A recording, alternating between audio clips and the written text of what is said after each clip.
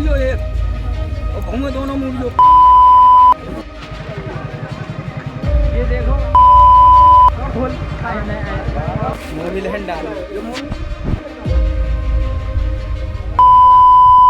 एक दलित शख्स को सरेआम जाति सूचक गालियां दी गई। बीच सड़क पर बैठाकर उसका आधा सिर और आधी मूछें मुंडवा दी गई और अत्याचार की हद देखिए। इन सब के बाद उसके सिर और मुंह पर कालिख पोत कर उसे पीटा गया और फिर बदनाम करने के लिए सड़क पर छोड़ दिया गया।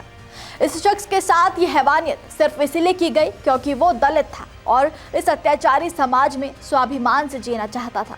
लेकिन हम किसी भी युग में किसी भी सदी में पहुंच जाएं, दलितों गरीबों पर ये अत्याचार कम होने के बजाय हमेशा बस बढ़ते रहे हैं। क्या है हैवानियत का ये मामला, चलिए जान लेते हैं। नमस्कार, हमारे खास शो ये हिंदुस्तान है संविधान से चलेगा में आपका स्वागत है और मैं हूं आपके साथ महक सादाई।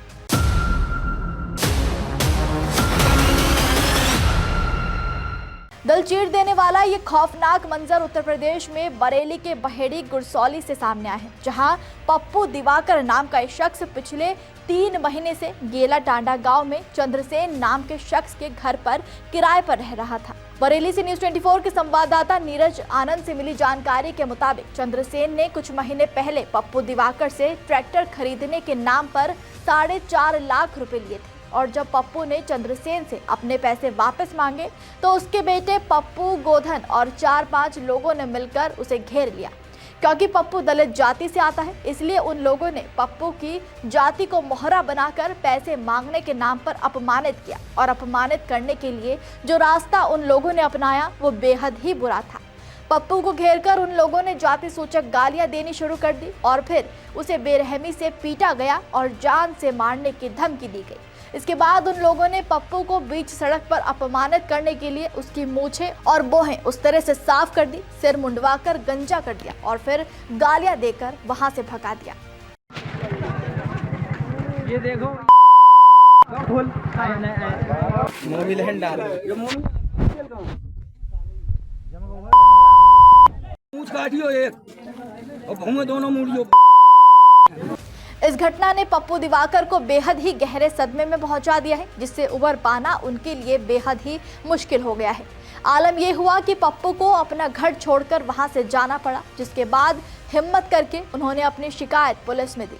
नवाबगंज के इंस्पेक्टर ने बताया कि 2 मुख्य आरोपियों चंद्रसेन और गोधन को हिरासत में लेकर पूछताछ की जा रही है। तीसरे आरोपी की तलाश जारी है। थाना नवाबगंज क्षेत्रांतर्गत ग्राम गेलाटांडा में एक व्यक्ति के साथ सार्वजनिक दुर्व्यवहार व मारपीट की घटना के संबंध में कल तहरीर व वीडियो प्राप्त हुई थी। तत्काल कार्रवाई करते हुए मुकदमा अपराध संख्या 29/26 अंतर्गत धारा 316(2), 352, 115(2), 351(3) BNS व 3(1) व 325 का SC/ST एक्ट थाना नवाबगंज पर कल रात्रि में ही दर्ज करते हुए तीनों नामजद अभियुक्तगणों को हिरासत में लेकर पूछताछ की जा रही है। वीडियो को भी विवेचना का पार्ट बनाते हुए कठोरतम कार्रवाई सुनिश्चित की जाएगी। प्रकरण की विवेचना क्षेत्राधिकारी नवाबगंज द्वारा की जा रही है। इंसानियत को तार तार करते हुए इन लोगों ने जिस तरह का अत्याचार इस निर्दोष पर किया वो पूरी तरह से दंडनीय है और ऐसे अपराध के लिए क्या कहता है हमारे देश का कानून, चलिए जान लेते हैं। भारतीय न्याय संहिता की धारा 114 चोट को परिभाषित करती है। दूसरे शब्दों में यदि कोई व्यक्ति किसी को शारीरिक रूप से नुकसान पहुंचाता है तो उसे धारा 114 के तहत चोट पहुंचाने का दोषी माना जाएगा। भारतीय न्याय संहिता की धारा 115(2) में किसी को चोट पहुंचाने के लिए सजा का प्रावधान है। इसमें 1 साल तक की कैद या 10,000 रुपए तक का जुर्माना या दोनों हो सकते हैं। SC/ST एक्ट अनुसूचित जातियों और अनुसूचित जनजातियों के खिलाफ होने वाले अत्याचारों और भेदभाव को रोकने से संबंधित है। SC/ST एक्ट अधिनियम के तहत जाति का अपमान करने पर कम से कम 6 महीने से 5 साल तक की सजा और जुर्माने का प्रावधान है।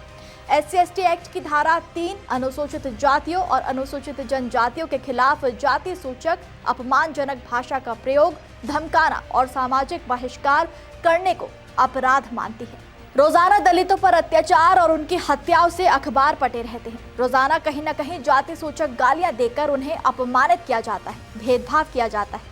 असल बात तो ये है कि जिस समानता की बात दलितों के लिए बाबा साहेब अम्बेडकर के समय से की जा रही है वो तो अब तक भी दलितों को नहीं मिल सका।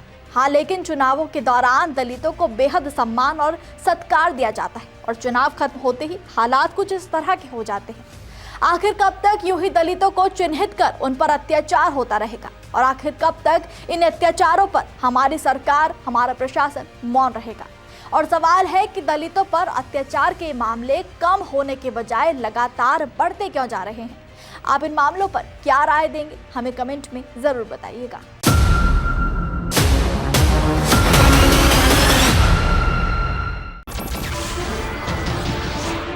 नमस्कार, मैं हूं मानक गुप्ता।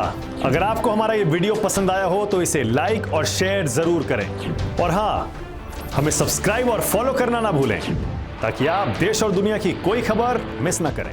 तो जुड़े रहिए हमारे साथ और देखते रहिए न्यूज़ 24।